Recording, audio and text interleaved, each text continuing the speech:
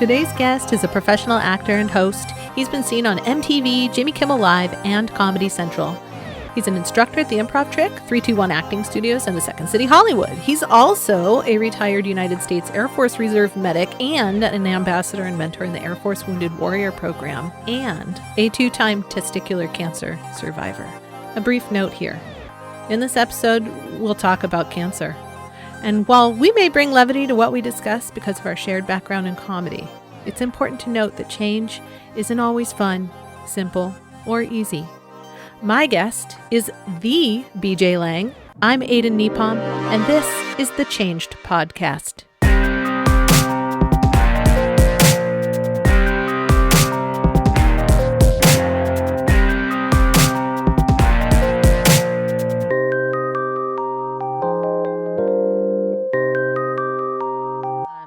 You may know BJ from MTV, Jimmy Kimmel Live, or taking improv classes at Second City or any number of other places he teaches improv.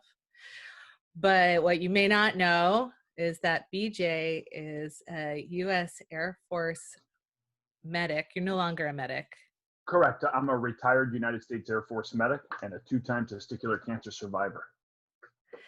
And you use all of the things that you have done currently with military folks, with folks in the Air Force, correct? You also support folks in the military using improv and some of the other things that you know as an athlete and a survivor. Is that right? That's exactly right, Aiden. I'm utilizing everything that you and I both, as artists and improvisers, that I'm using this skill set to now reach back and help people and grab someone's hand and pull them up. Utilizing everything that we've been doing on our own anyways. It's so funny because I didn't anticipate using this in this way. I always knew it could help people in different ways, improv specifically, and what we call applied improvisation. And when all of my adversity happened to me and I dealt with a big change in my life, I started to realize that was really the foundation to help me, the catalyst to get me into this type of work and to be able to help people. So it's been really rewarding, and hopefully it grows. That's pretty freaking fantastic. I met BJ at an improv festival, which is how I meet a lot of wonderful, amazing, and interesting people. Are you doing any improv performance at the moment? Well, obviously, in light of this coronavirus stuff, there is change, but you have to be flexible. I will say it is trying to find its way into for us to still be connected as improvisers and as artists, as we're all seeing now all over the internet. People are trying different things. So I'm teaching remotely for the Second City, so that's interesting. Yeah. And I teach adults and kids, so they're both unique in their own right. And then at Comedy Sports, I've been selected to play on a Comedy Sports team for Comedy Sports St. Louis. And this Saturday, we have a couple of shows coming up. So it's going to be different. And you know what? At the end of the day, if we're having fun and we're trying to, connect with each other and get some laughs out there, especially during this, I think that's important. So it's okay. Yes, there's a lag and it's weird, but whatever. You just got to anticipate it. Just got to roll with it. It's just how it is now. For now, Exactly. The only thing certain in life is that everything changes, as they say. That's right. So generally speaking, do you think of yourself as somebody who is change averse, change embracing, excited for change? Like, how do you generally describe your relationship to changes? Wow. I think before my cancer really flipped my life upside down, I was just like, change, something different. It was no big deal. And I think I'm getting back to that point where it's a little bit easier to deal with change. And let me be clear. I don't mean like little things like I'm moving my bed to the different side of the room, so it's going to be okay. Well, actually, it's interesting you bring that up because I actually love using furniture moving as an example of how people Sure. think about change, because I have this theory that some people move their furniture around a lot because they crave some kind of change, and some people are like, look, this is where this chair lives for the rest of my life until it dies or I die, whichever comes last. And it's like, because they're afraid of what it means to even shift the furniture. So I think there is actually a relationship between moving the bed and dealing with these giant sweeping things that life throws. Sure, I'm with you 100%. I totally believe that. Um, I was referencing more, bigger changes and things that Yeah, happen, but yeah. there's absolutely, I believe, some benefit in making little changes, and uh, obviously, what are they? Cognitive behavioral therapy, right? So you're changing behavior, and thinking about things a little bit differently, becoming more aware of things. So becoming more mindful, I guess, is another way to also see it. There is Yeah. savoring things, and trying to make yourself happy. My neighbor just 2 days ago, we stuck here in quarantine, so he's like, I'm gonna rearrange my apartment. And our apartments here in Hollywood are not very big, but the little things that you could do, and you're like, wow, like maybe I do like this, or the light comes in different. So there are some positives. But going back to me referencing the big changes, I think what happened with my cancer, and this all started about 3 years ago, everything happened. I was so compressed. Multiple things happened, and it just started stacking in a way that I had never experienced stress to that level, mental health, depression and anxiety on top of that, and then dealing with the physical, issues of cancer treatments. And so I, all of my nerves and the way that I behaved, I feel, became frayed. The string was no Mm. longer the string was Hmm. no longer nice and flexible, and I could still move it and whatever. I became kind of, so whenever things would happen, like I would get upset, and um, but I've always been really good in emergency situations. I guess not only because of my military background, and I was a Boy Scout, and I handle myself well in high stress situations. Hmm. Um, but I have noticed in that time, and it's getting better, right? Because that I'm starting to become more solid again over time.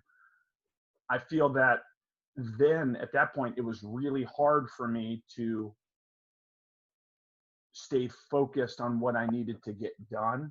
I was I felt like everything was affecting me, and that Yeah. and that was and that was new, and I think that was a lot because of the change.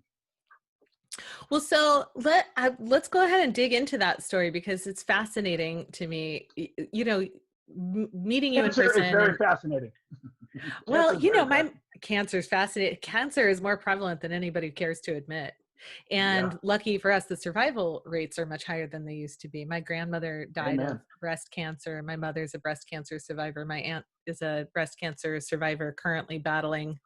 Um, it, me, who knows what's going to Yeah. happen, but she's currently battling another round. My cousin battled 3 rounds of cancer before it Man, finally was like, so it's like, it's kind of, it's it's kind exhausting. of, it's everywhere, man. But you look at someone, you look at people, and you see these healthy, vibrant human beings, right? I see a healthy, vibrant human being in front of me, and it's just hard to imagine. So I say, let's go ahead and dig in. Tell us your story. Yeah. Well, in October of 2015, I noticed that my left testicle was getting a little larger than my other testicle. And like most men that get testicular cancer, at least for the short term at the very beginning, I wrote it off as I was exercising every day because I was, on active orders at that time. So I was, running every day. I was on a bunch of supplements, I was eating different. So I was like, it's my testosterone. I'm getting older, so who knows? But it got bigger Mm-hmm. and bigger and bigger. And people told me for years, Aiden, that I have big balls because of what I do for a living. But this was a little bit different. And in the scientific reference to this, and I'm hoping that you'll share some pictures. I'll send you a great photo, not of my testicles, but of it will depend on the photo you send, whether I share it or not, and also how our relationship moves forward. That's a good point. Good point. Wow, BJ didn't even send a dick pic. He sent a picture of his balls. That's weird. Like, why not just send a dick pic? So, Lord. Yeah. In my ultrasound report, so I took the day off of training. I went to the doctor, and they sent me to get an ultrasound, typical, just to kind of do a workup and see what it was. And in the report, it says left testicle, size of a small orange. That was the actual medical definition. Lord. That is not normal. Well, I don't know who's to say what's normal, but that seems abnormally large to me. True, but that wasn't even what struck me. And at the time, I hadn't done my nursing program, so I didn't really understand nursing terminology. It then said, however, right testicle remains unremarkable. And I was angry. I was like, what do you mean unremarkable? I think my testicles have done some pretty important things. So it's like in the Phantom Toll booth where that one character is like, it's all in how you look at things. Yes, exactly. So that led to surgery. I had a left radical orchiectomy. They removed my left testicle. A few days later, they got the pathology back. It was testicular cancer. I later did chemotherapy. And then in July of 2016, I got medically retired temporarily from the Air Force. That was a very grueling process and a story for another time, but that was very emotional for me. It had a big emotional toll because I identified, on one hand, I'm a professional actor. I live in LA, and this is what I've been doing for 15 plus years professionally, and this is where I want to be. But on the side, part-time, I was in the Air Force Reserve as a medic, and that became a very big part of my heart. So when I got medically retired, it really kind of hurt me inside. I guess that was the beginning of my invisible wounds. So I came home in July of 2016. And so basically about a year after I originally left, I wasn't even supposed to be gone for that long, but because of my cancer diagnosis, it just kept extending. Plus I was going through treatments and things like that. And when I came home, I had to adjust. I was back in LA, back to my normal civilian life, now dealing with this recent cancer diagnosis, and I was in remission, and I was understanding what it's like to be a veteran. That's a weird thing for somebody. I didn't understand the VA system. I didn't know how I was going to get healthcare because I had healthcare from the military, and now I have this new thing with the VA, and how does that work? And oh yeah, so, yeah. There was a lot going on. So if I had to categorize that whole experience, that wasn't that bad.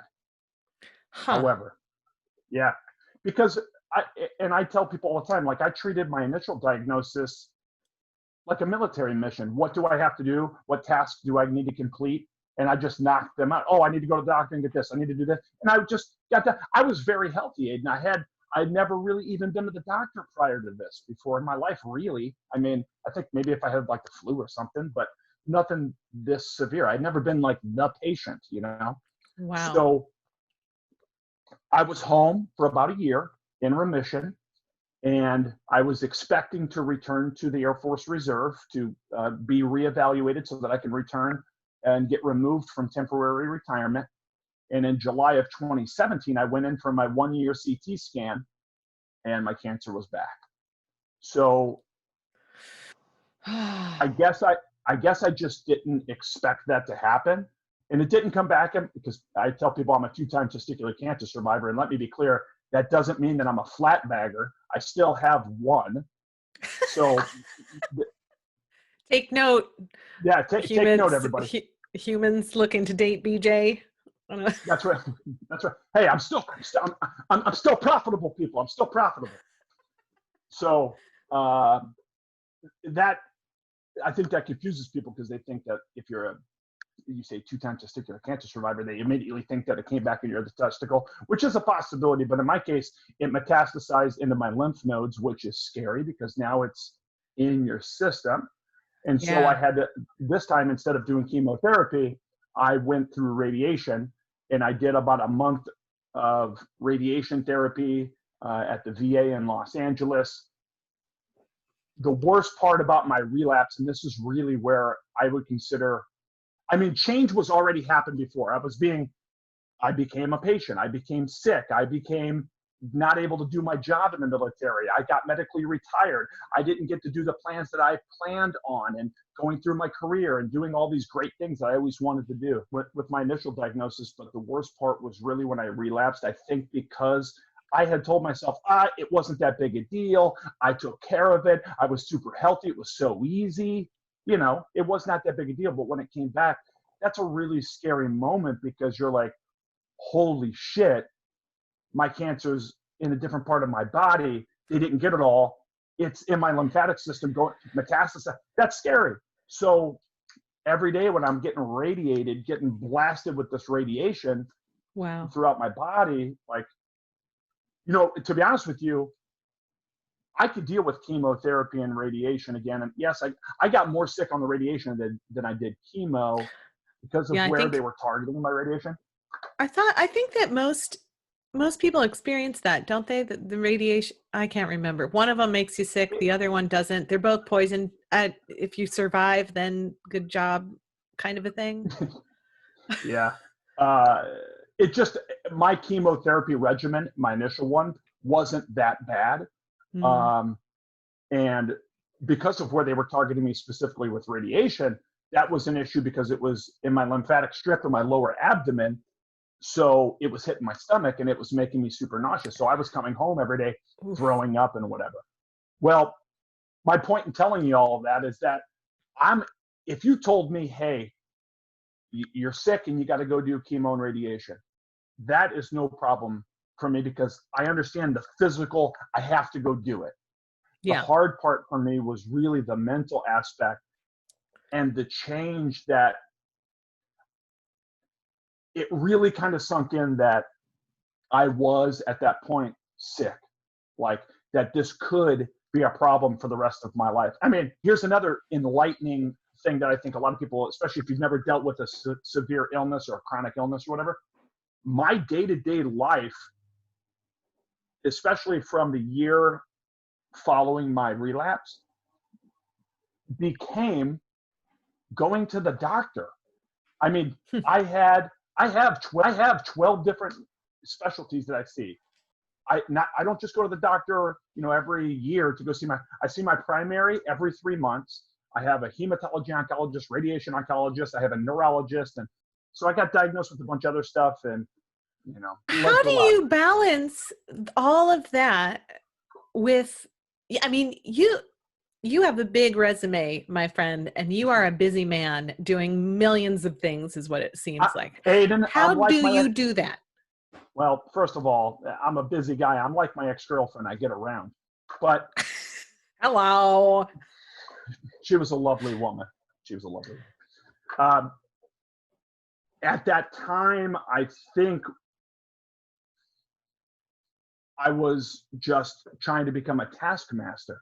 You know, what do I have to do? What do I have to do? And it got to, at first I was like, okay, so I think a lot of cancer patients and folks in remission and any survivor of any number of years will tell you, this is something that we talk about all the time because I'm on the board for the Testicular Cancer Awareness Foundation, and I often lead a lot of discussion groups where we talk to each other as survivors about everything we're dealing with. And something that always comes up is you feel very strong.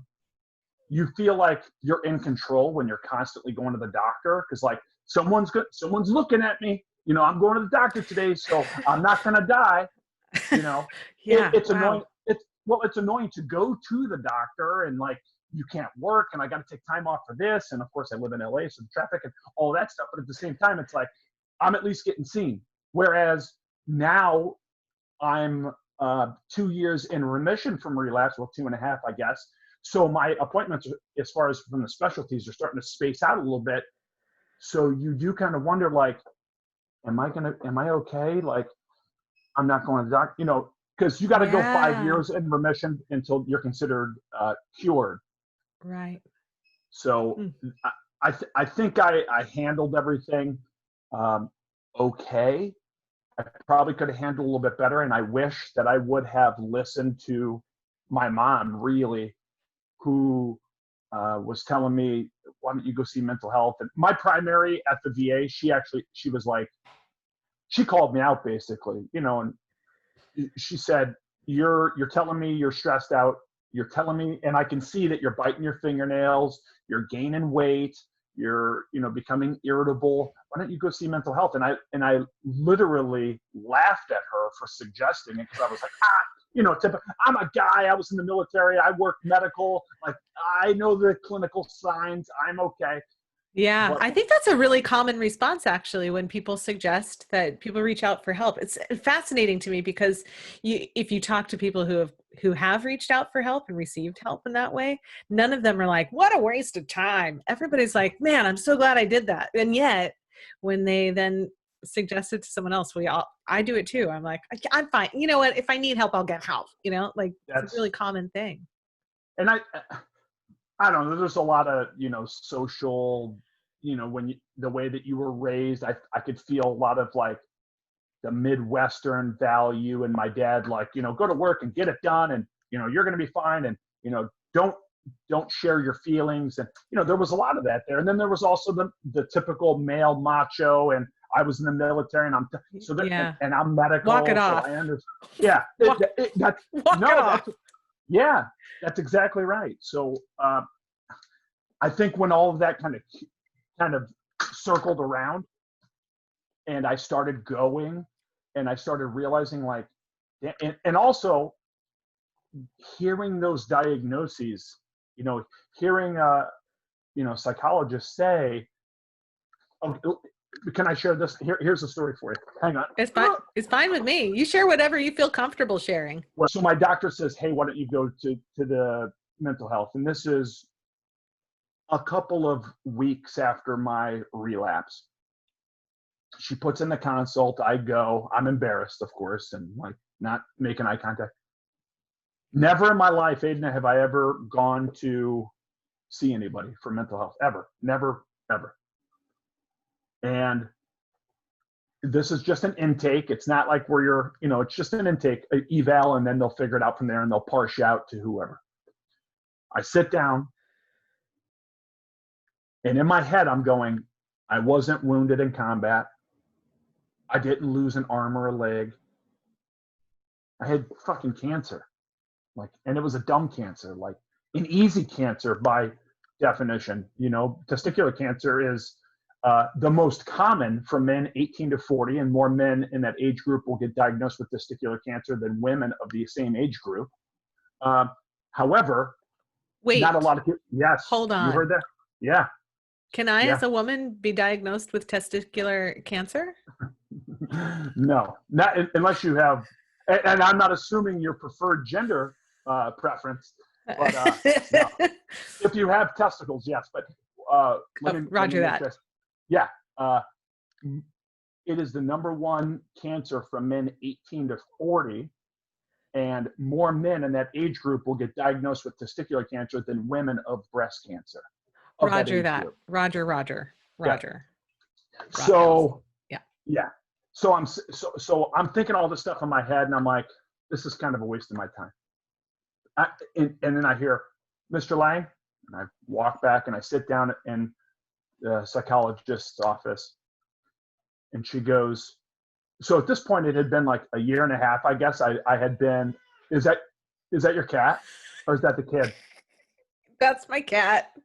I apologize. So this was like the most suspenseful moment in your story. This is everyone's sitting on the edge of their seats. So I sit down in the office, and then my cat's like, I would like to be part of this conversation. Thank you, Bongo. Adorable. Here, I'm going to go ahead and show you. Nope, she's totally walked out of the room. She completely left. She's like, what, are you going to pick me up? Forget you. Never mind. Wow. Hey, he woke me up today too. Okay, going back. All Sorry right. to the people. Can we take a step back? Just so you're filling out the form. Yep. My doctor referred me. My primary care physician. My primary, by the way, is awesome. So at the VA, which a lot of people talk shit on the VA, and there was certainly room for improvement. However, my primary is great, and she's very in tune with everything I had been dealing with. And so she's trying to get me help. She refers me out. I go to mental health. I sit down. I'm having all those feelings that I'm telling you that I was experiencing, and not feeling worthy, and like, this is really stupid. Like, why am I, it was a dumb cancer. It's not that big a deal. You know what I mean? So they call me in, and I'm sitting down in her office, and she spins around in her chair, kind of does one of these. Hi, Mr. Lange.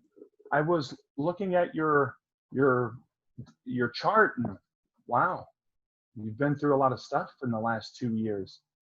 And I guess to hear that validation, like, it hit me like a ton of bricks, from a medical professional. And she goes, tell me how you're doing. I fucking lost it. I just said, I'm stressed. I don't know, what's going on. Obviously, there was a lot of feelings. Like, at night, I couldn't sleep, and I was afraid that, like, I was going to die, and can I have kids? I had loss of a part of a creative organ, and so there was a lot of things. And obviously, I have cancer. I understand the rationale from medical reasons, and the science behind, like, it's one of the best cancers to have and the most curable and all, but it still doesn't help the fact that I had cancer twice at this point. So I'm sharing a little bit of my stuff with her, and I guess I reverted back to typical BJ can handle it guy, and I remember doing one of these, but I'm okay. I'm fine. I'm fine. I'm fine. Just wanting to get the hell out of the office. And she stops me and she goes, no, Mr. Lange, I think you're suffering from major depression. Mm. And I never heard anybody say that. Like, maybe, there was a big part of me that is like, I am feeling this way. I do know it, but I didn't really want to admit it to myself, much less hear it. And so she said it.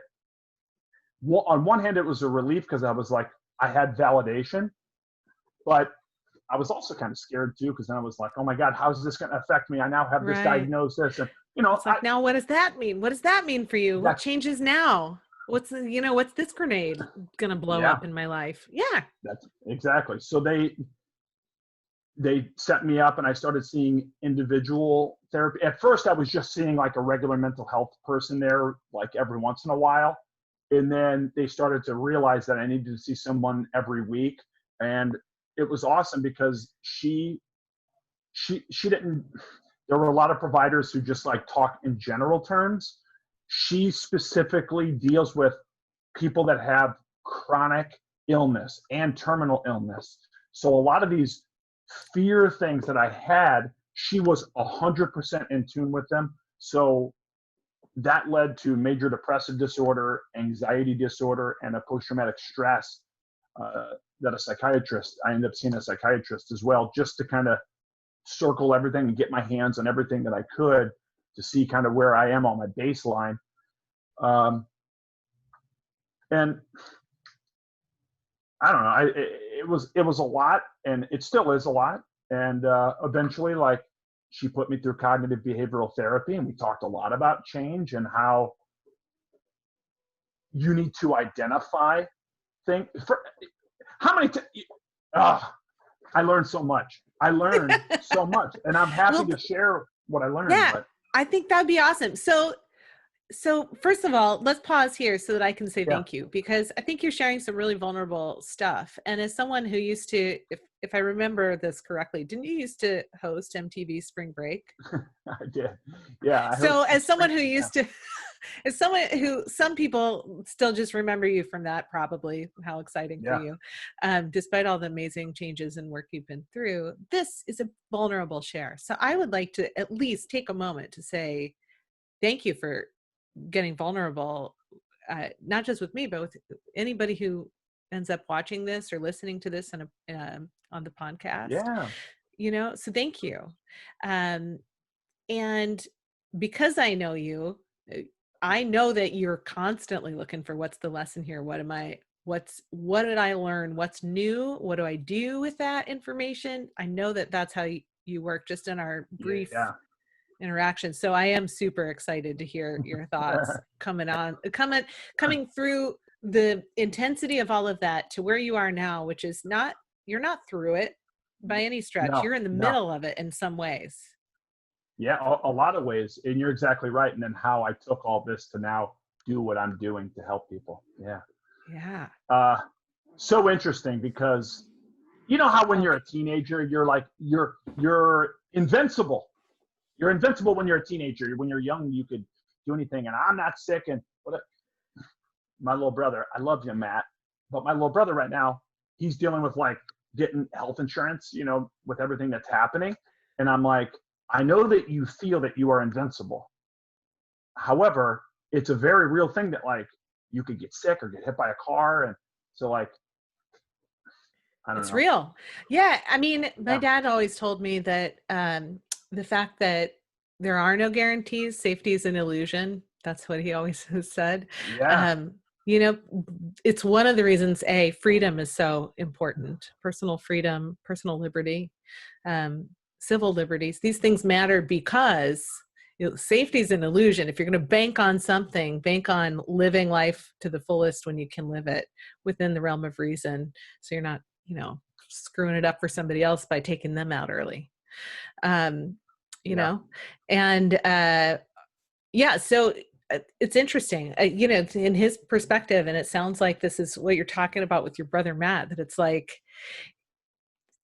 knowing that sickness is for real and that death is, you know, nobody gets out of this life alive.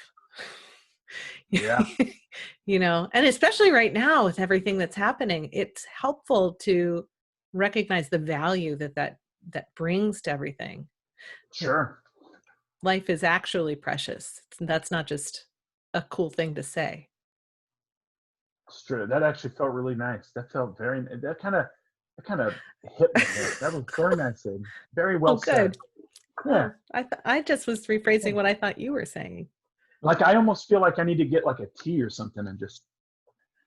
That's what this is. I highly recommend drinking tea. It's really changed my perspective. I was a coffee drinker before. My whole life has changed just from switching to tea. But see, I wouldn't want I would want it in that. I would want a Wonder Woman cup. Just, you know, that's what I would want.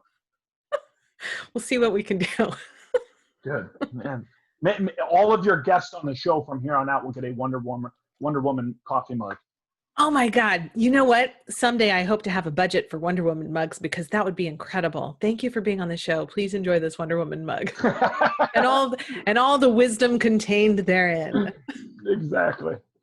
It's not just good. It's not just goodness in the podcast. It's goodness in the cup. Thanks for joining us on this episode. Yeah.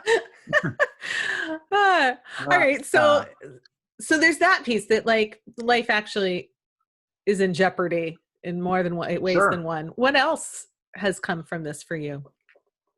Well, so I eventually, you know, kind of petered off on a lot of going to mental health appointments every week. And I started to discover things through cognitive behavioral therapy and having I think my biggest and most favorite thing that I learned from going to those appointments was all of these, what did she call them? My little sister would know because she's studying psychology right now, but basically unwanted questions or unwanted feelings. And like at night, I would be questioning, am I going to die from this? Can I return to the military? Will I ever be the man that I, you know, used to be? And of course, I have a lot of negative feelings about wanting to hurt myself. And well, let me rephrase that, about just not wanting to be here. Because I had been through so much where like I'd be riding my motorcycle and just like, if I wrecked my bike, at least, you know, a car would hit me or something and then it would just take me out. You know, like I really did think about stuff like that. Wow. I'm not saying I would act on it. Well, I'm not saying I would act on it. And she goes, that's completely normal, you know, especially with people dealing with this kind of stuff. And so when she was having me do like questions or thought logs, one of my things was, will anyone want to be with me because I'm sick? And by the way, let me pose this out there for anyone who's watching and knows someone that's going through any sort of illness or an injury or anything, right? Like if you lost an arm or a leg or whatever. If you're trying to date someone, at what point do you bring that up? And why is that important? I understand it's my decision to do that, but my thing is, if Aiden, you and I are on a date, should I tell you on the first date, just so you know, I'm either going through treatments or I just, I do have cancer? I mean, because like, wouldn't you want to kind of know that? Because like, what if I was like, I can't have children? I don't know yet, by the way, we're hoping, but right. Wow, what a dilemma. That's a tough question to answer. I mean, have you come to an answer for yourself on that?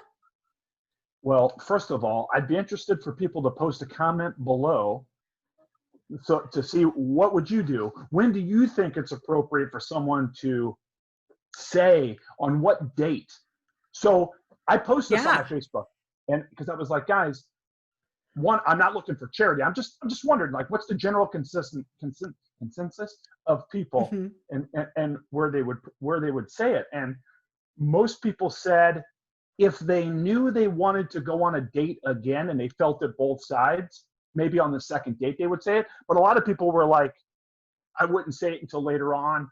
And a lot of people told me, don't you dare say it on the first thing because it's going to scare people away. But then I said, and I guess it's because I'm very open and I don't have anything to hide, okay? So I like to share everything, not to scare anybody off, but like, yeah, just this is who if it comes up, I'm not saying, hi, Aiden, nice to meet you. I'm BJ. I have cancer. No, that's ridiculous. That's not what I'm saying. I mean, I wonder if this is similar in some ways to single parents who go on first. I had a friend who went through a divorce. They had 2 kids. They still have 2 kids. They're just not married to each other anymore. But getting back into the dating scene, that was a big question for her that she had to answer is when do you rip the Band-Aid off of pulling back the curtain to not just who you are, but like what also is happening in your life? Because nobody ever asks. People are like, what do you do for a living? Or what do you do for fun? But they don't ask like, what challenges are you facing right now? Okay, maybe it's just because of me. I understand when I was younger, that would be like kind of slightly uncomfortable. I guess, when you're like early 20s, you're on a date, like you just want to like get to kind of know that person on face value.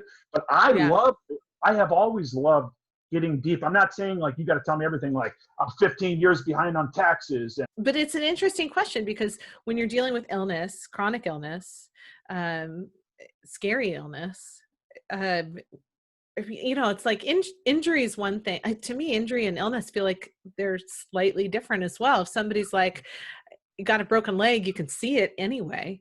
But if somebody's undergoing radiation treatments and is making them sick and it's hard to eat, but you're still wanting to get out there because you don't want to be alone, well, how do you bridge that? Great question, Aiden. Here's what I learned. So when I got out of the Air Force, I got enrolled into the Air Force's Wounded Warrior Program, what is known as AFW2. And the Air Force Wounded Warrior Program, not to be confused with the Wounded Warrior Project, which is a nonprofit. This is a DoD program for wounded, ill, and injured service members and their caregivers. Every branch of the military has one. If you were critically wounded, ill, or injured in the line of duty, and you're going through a medical evaluation board, you would have gotten enrolled in this program. And they do adaptive sports, and they have an ambassador program that teaches people how to tell their stories so you can help other people who might be going through the same situation. They do resiliency training and things like that.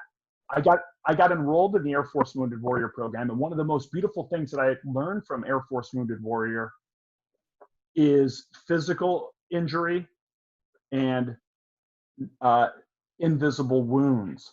So, but the similarity is people are still dealing with things mentally as well, struggles, various mental health diagnoses, but change, just like you're talking about.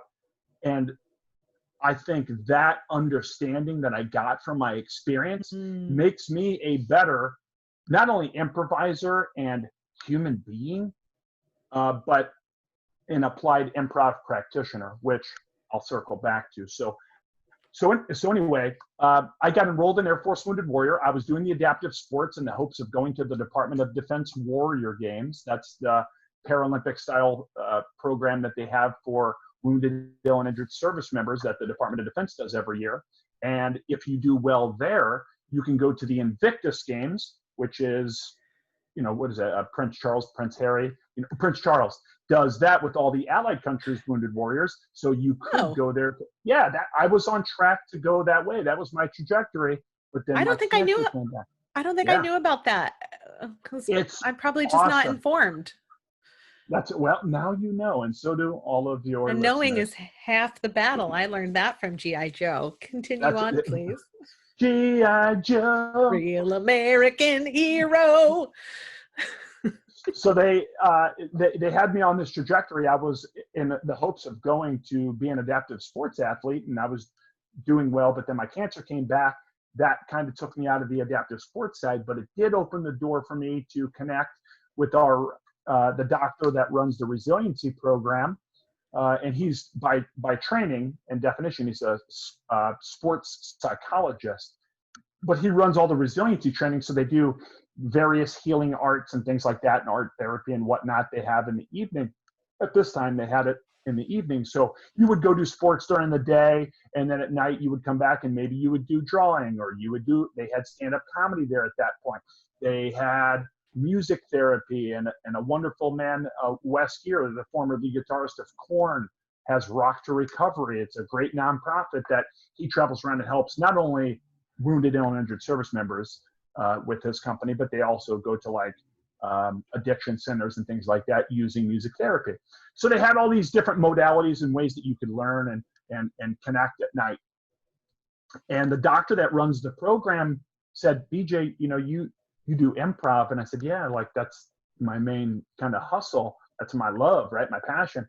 He goes, why don't you come and teach that? And I already had been wanting to get into the applied side, having taught for years. I've already wanted to kind of see that avenue of it.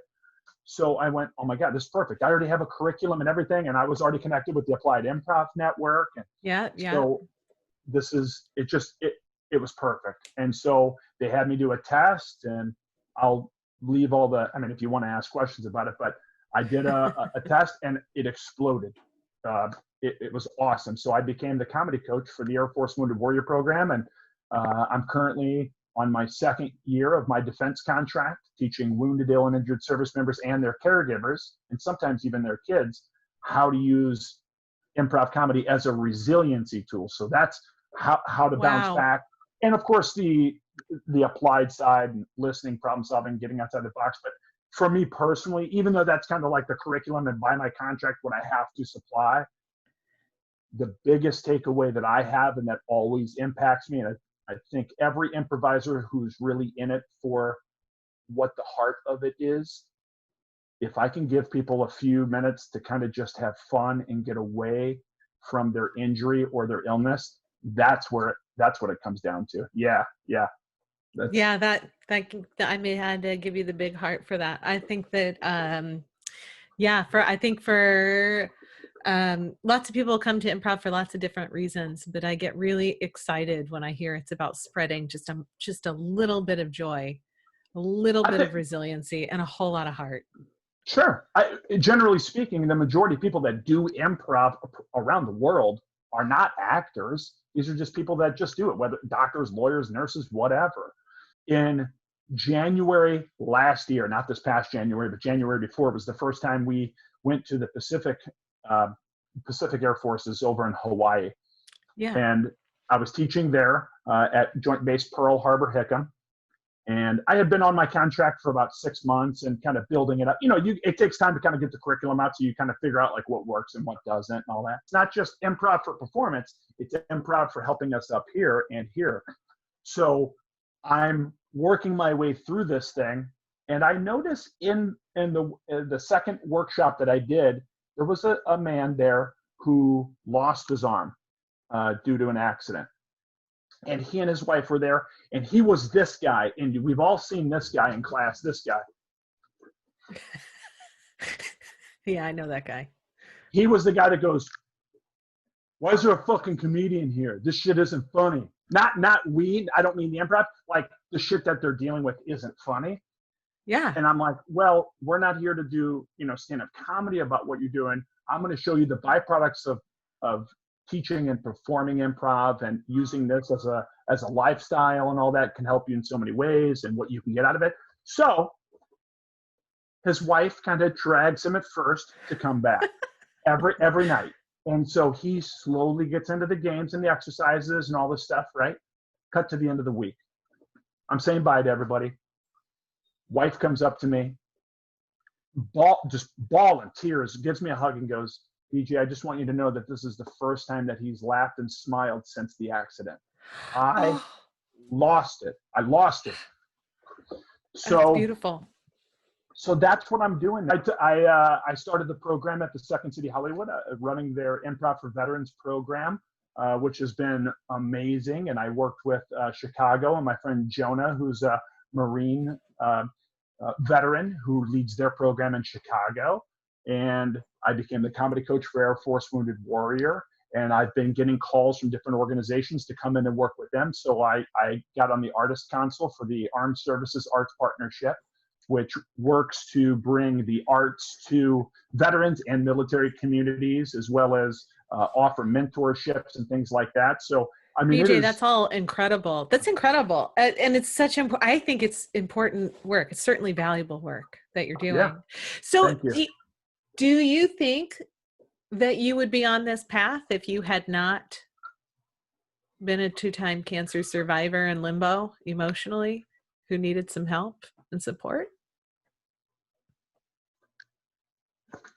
I think I'd probably be teaching improv more on the general, teaching syllabus, not as, first of all, not as focused on the applied side, but certainly not as understanding of the applied side as it affected me in light of this circumstance. That being said, and I have to be clear to everybody, as of right now, I'm not a clinician.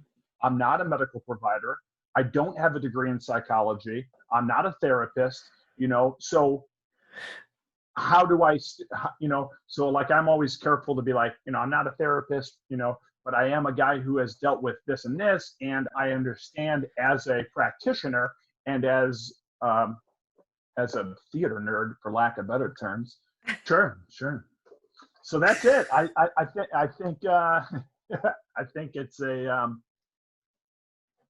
think it's a fair assessment that I would still be teaching, but I think maybe also it became more important for me for people to kind of see the other benefit. Well, one, I wouldn't have gotten involved in Air Force Wounded Warrior because I wouldn't have gotten sick. But that has opened so many doors. Well, okay. So here's what I want to find out from you. There's no doubt in my mind. You have 1,000 stories that I want to hear that probably other people want to hear, but we have a limited amount of time today. So it's because we got the basic Zoom account. We only got 40 minutes. Well, I have the premium pro. I have the pro account because I have a business where I coach people. Anyway, but I want to know from you a couple of things. First, I'm super curious for the wounded warriors that you are currently working with. What is a really common takeaway that either you see people having this epiphany around their own resiliency in approaching these changes, or it's what's that thing that seems to be true that people are taking away, or that you are it's important to me that they take this away? Okay. When you step away and you say, how can I, as Del Close said, fall, then learn how to land on the way down, right? I like that. I don't think I knew that Del Close quote. That's good. Yeah, great one. The words might be slightly wrong, but I believe it's fall, then learn how to land on the way down. And that's one of the first slides that I put up. Guys, right now we are all, in some fashion, we fell, whether we got injured, ill, whatever the case is, right? We need to learn how to land on the way down. I also need to help strengthen the community and the human trust, as well as in the military, because like these are our brothers and sisters, and that's the camaraderie that we have. And we're told for so long in the military, and I really believe this from the Air Force, we always say, hey, I got your back, and you're my brother, you're my sister, you're my wingman, as we say. Or in the Navy, they say shipmate, right? So there's a lot of different things that play here. But a lot of these people experience similar situations in that they were told, you are sick, go over here. Like my case, when I was going through my treatments, they said, you're sick, you can't go help patients anymore. I'm fine, I'm passing my PT test. Why can't I? So then it made me feel like a second citizen. So then I lost, and then when I went through my med board and I felt that the Air Force at that time didn't have my back, that made me lose faith in the trust that I had and the love that I had for the military, and that hurt. That really hurt my feelings. And a lot of people had the same thing. So I need to strengthen that team and that trust and that tribe that we build through games and exercises and all that stuff, which will help strengthen it. So I think there are a few takeaways, and I know you just want one good one, but one thing that's okay. Lay them all on me. Give me those good takeaways. Okay. A good takeaway that they always say, of course, the biggest thing that we always push is yes and, but really what does that mean? And in the context of what these wounded warriors are dealing with, yes, this happened to me and I can still move forward. I could still get up out of bed every day. I'm not saying it's going to be easy. I'm not saying it's something that everybody wants to do, but learn to go with the punches. In other words, let's apply it from like a corporate standpoint and not for wounded, ill, or injured, but like now just working in general, populations. When change happens and people are not flexible, right, or they're not willing to be flexible, your stress levels are going to go up. You're going to freak out. Your anxiety is going to get to you or whatever, and you're going to snap. I'm not just here to teach wounded, ill, and injured. I'm here to show everyone not only to find resiliency, but being okay with the unknown, being comfortable with the uncomfortable, right? Yes. Like when we step out on stage, we don't know what's going to happen, right? So how do we get in that mindset that it's going to be okay so that I can build my team and my trust and have faith that my teammates, my colleagues in the office or wherever it is, are going to have my back. And the sooner that I can help you believe that, the more willing you're going to be to step off that ledge and just fall and trust that someone's going to have your back. And even though it can be kind of scary, there's some fun in that, right? There's a ton of fun. You need to be okay with that. And I think there's fun to be found.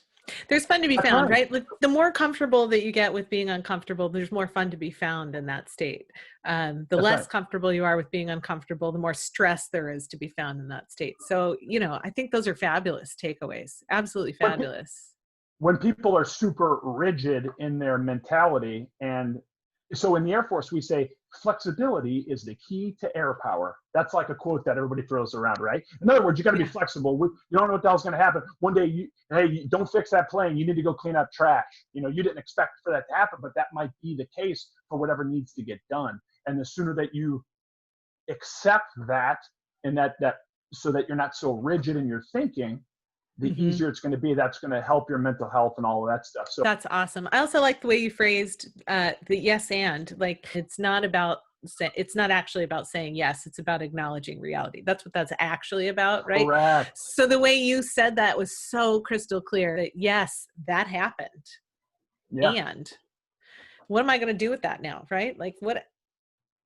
So yes. Yeah. And I'm still moving forward. I love that. I thought that was fantastically phrased. I think I get all this feedback after, because it's military, government, right? You're required at the end of the workshop and at the end of the week. I get course evaluation, so I get immediate feedback from people on what either stuck or what didn't. And what do they say? Well, it's a lot of fun. I think every once in a while I get a couple of constructive criticisms. My biggest criticism, and I'm not afraid to admit it, is that in the first workshop, you'd have to understand the layout on how I teach so that you could kind of see the timeline for it. Yeah. But I talk too long at the top because I'm so big on the theory. And I think that's because I teach high school, so I'm so used to like, guys, here's why we do what we do. Now let's go apply it. But that first part takes so long. But anyway, the big takeaways that people are always telling me I can learn to accept what's happening and continue to move forward. To have fun and find laughter in any situation. Not saying it's going to be funny to everybody. It might just be you. Like when I crack my cancer jokes doing stand up, there's oftentimes a lot of uncomfortability in the audience until I build it up, and then people are like, okay, this is the thing, right? So yeah, those are the takeaways. Yeah. Thank you so much, BJ. Thank you, Aiden. I loved hearing those stories, and I love hearing those takeaways. And I really appreciate you spending some time with me today, just sharing your thoughts on this idea of like, what are these pivotal moments of change? What does that look like? Everybody's got those fork in the road moments, and I really appreciate you digging into one of yours. Absolutely. And if you know a military veteran or someone who is interested in getting involved with improv or comedy at all, stand-up, sketch, look up asap.org, the Armed Services Arts Partnership. Aiden, thank you so much. I love you to pieces. Surviving cancer, only to be diagnosed again, is a tough blow to the strongest of people. Having watched my own family members battle cancer, some who are battling now, I am in awe of the strength of will involved in getting through embracing life and continuing forward. BJ's story of fighting to stay service-focused, continuing to work to heal his own heart and mind after working so hard to heal his body, just so that he can go forward and help others through laughter with the Air Force Wounded Warrior program, man, that is truly inspiring to me. PTSD's relationship with cancer is well established. While the research isn't completely conclusive, up to 22% of cancer survivors develop symptoms of post-traumatic stress disorder, which I learned following my mother's battle with breast cancer a couple of years ago. It's why mental health support is so important. One thing I've taken away from this conversation for sure is something I already knew. Laughter isn't just good medicine, it's important medicine. In the words of Patch Adams, happiness is the best cure for all diseases. You've been listening to the Changed Podcast. To learn more about the Armed Services Arts Partnership, visit asap.org. And if you're craving more BJ, be sure to visit our website, www.thechangedpodcast.com, where you can find links to some of the valuable work BJ is doing. Like, subscribe, rate the Changed Podcast on whatever service you are using to consume this content. And of course, please share with your friends. Thank you for listening. I'm Aiden Nepom, and I wish you the kind of moments in life that you are excited to tell stories about. It's so good seeing you. Great to see you! I didn't get to meet your cat. What's this fuzzball's name? This is Halen, like Van Halen. Oh, so cute. Buddy. Here, I want to introduce Halen to Bongo. Oh, let's do it. Yeah, she hates Bongo. She's like, why do you do this to me? Look, she's got her head buried in the crook of my elbow. She's like, I won't do it. Bongo, do it for me. I had cancer. Look, she's Bongo. like, no, I won't do it. Bongo, I'm dying of cancer. For the love of God, can you show a little bit of respect here? Bongo, say hi. Say hi. You're okay. Say hi. I'm shy. He's like, who's who? He's looking around. I'm so shy. I don't like to be on the camera. Okay, bye. Adorable.